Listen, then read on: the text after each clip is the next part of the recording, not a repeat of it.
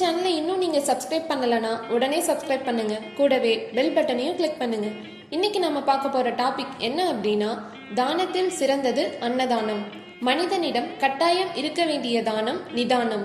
பதறாத காரியம் சிதறாது என்பார்கள். அதேபோல் நிதானத்தோடு இருந்தால் மட்டுமே நிம்மதி கிடைக்கும். தானத்தில் நிதானம் முக்கியம்தான்.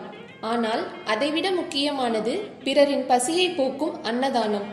மனிதன் போதும் என்று சொல்லக்கூடிய ஒரே தானம் அன்னதானம்தான்.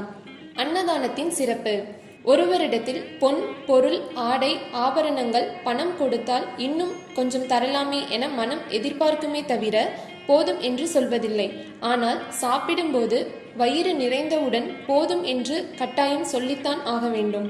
ஒருவருக்கு வயிறார உணவை அளித்தால் மனம் நிம்மதி பெறும்.